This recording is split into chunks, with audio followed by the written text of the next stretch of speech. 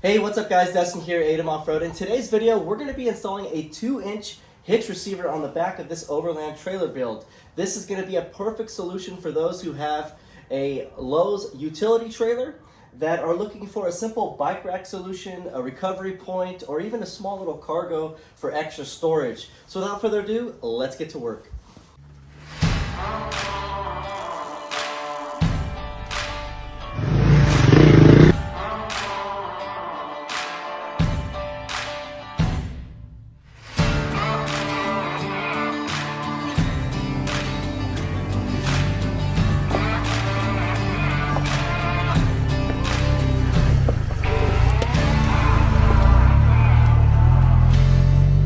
So I've got my 2.5-inch square tube hitch receiver. It's already got the holes, and basically I've cut two pieces of 1.5-inch stock square tube, and I'm basically going to set that there.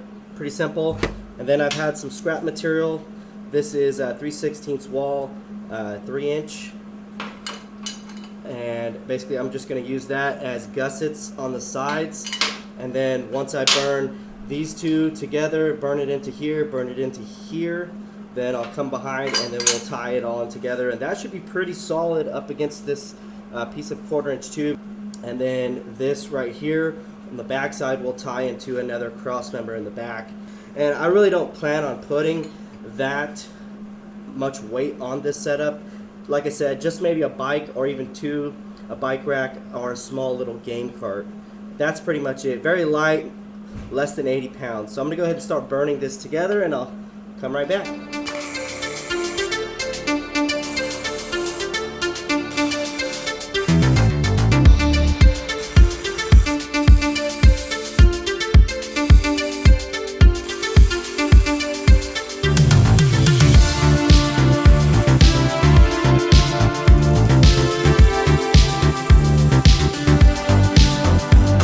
Alright, so I've got my piece welded, basically some heavy wall tubing. Pretty happy with the welds. It's pretty solid, and yeah, so now I'm working on getting this piece welded up to this piece of angle on the frame. And I've drilled some holes. I got 8 holes up at the top, so we'll do some plug welds, and then I could also even do some through bolt holes. So right now I need to clamp this piece up to the back end of the trailer, get it all welded in, and then we can tie in our crossbars to give it some more stability up into the structural part of the frame, more in the center of the frame by the axle, just above the axle. All right, so I've got the unit clamped up, and I'm really liking how it's turning out. I got to make sure that the tube is level this way, so probably end up just putting like a piece of tube in here with a level. That way I can have an idea what is level, set a level right here, and then if I have to move it, I can move it. There's gonna be some flex here, but as soon as we tie in those cross members, I'm hoping that flex goes away, and it should be a lot more solider. So that's the plan. Let's see how this goes.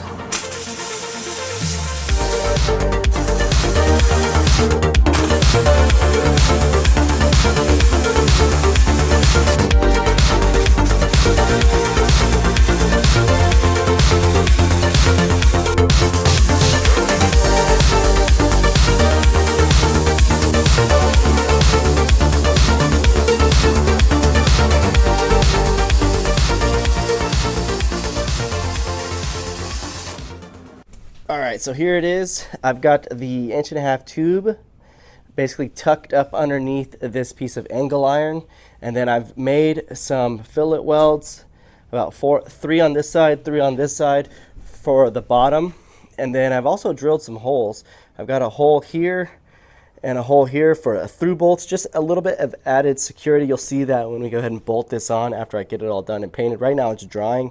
I just washed it down, and then I made 8 plug weld holes, and I filled those up, basically plug welded the angle iron to the tubing as well. So not only will we have bolts, will be plug welded on the top and then welded on the edge here.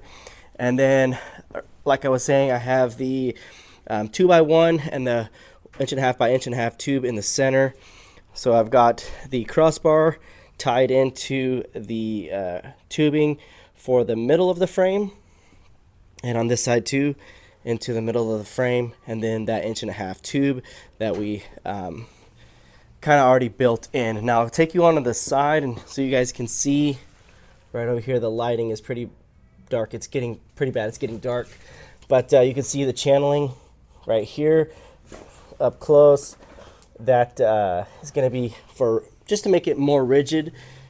And then I also added this piece of flat stock here. That way, if a rock or something hits, it'll deflect and kind of not hang up onto the back of the trailer. If we take it on like a trail or something, we'll be able to kind of just deflect anything that comes up underneath here. But that's kind of what I've come up with. You can see the flat stock, and then it's tied into the cross tubing of the frame. So 3 sections, this tubing, and that's what it looks like underneath. Pretty simple, just measuring and cutting steel and sticking it all together. Here's the other side.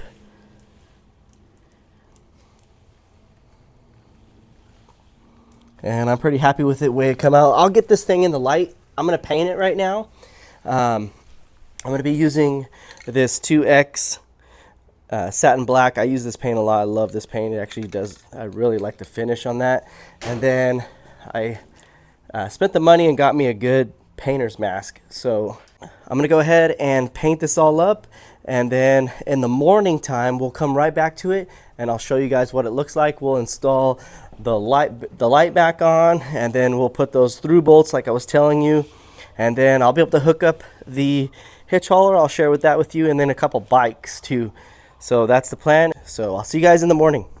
So I've got the light installed. I'm really liking the way it came out. I've got the wires all tied back into the trailer harness.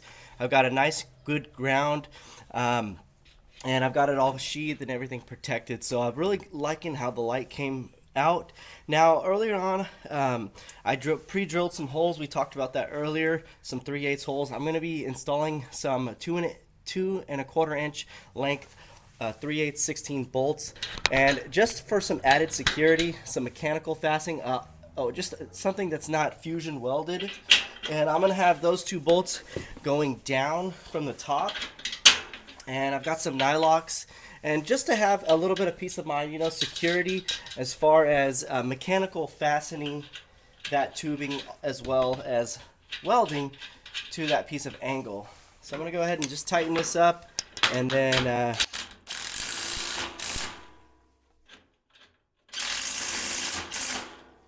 we should be good.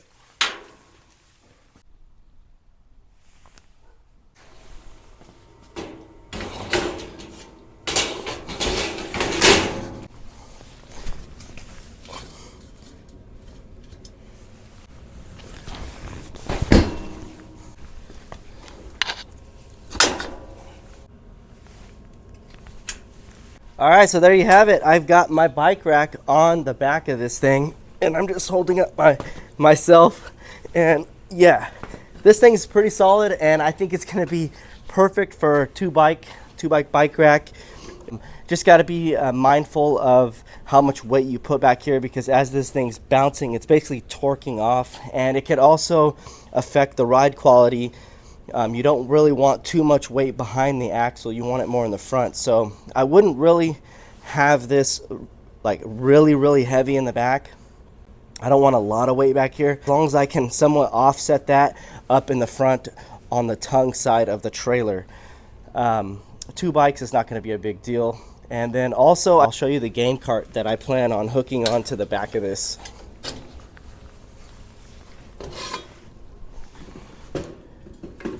Here's my duck hunting cart, and basically I'll plug it in just like that, and then you can see how it's just kind of hanging off the back of the trailer. And I usually don't have any of this tote in the back here when I'm transporting it. It's a very simple game cart with 2 wheels, and it's pretty light. It only weighs maybe like 40 pounds, 50 pounds. But it's very useful when I'm out here, you know, hunting or even camping. I could use this to move gear in and out of the forest. All right, so the next project we're gonna be working on is the propane tank mount. Now I bought another tank, so now we'll have 2 tanks. One I want to dedicate to my portable fireplace, and the other one we'll dedicate for just cooking. So I think that'll be plenty of fuel for a couple days camping. And as you know, earlier on in the trailer build, we built some of these mounts right here. Now this mount here has already been ready to go, powder coated. It's basically a duplicate copy of the other mount that we did in the last video. This one, the only difference is this one actually got powder coated. Now the clamps that we're going to be using look probably very familiar. Power Tank uses this same exact clamp on their mounts. They're the same exact clamps. I got 2 of them for 14 bucks. That's a pretty good deal. Let's go ahead and start getting this thing cut up and mounted. So here's my clamp, and I want the bolt that I'm going to be tightening to secure this clamp on the outside. If it's this way, I can't get to it because the box is in the way. The hole I drilled for on the clamp is going to be an exact fit. So now all I need to do is kind of bend this in shape.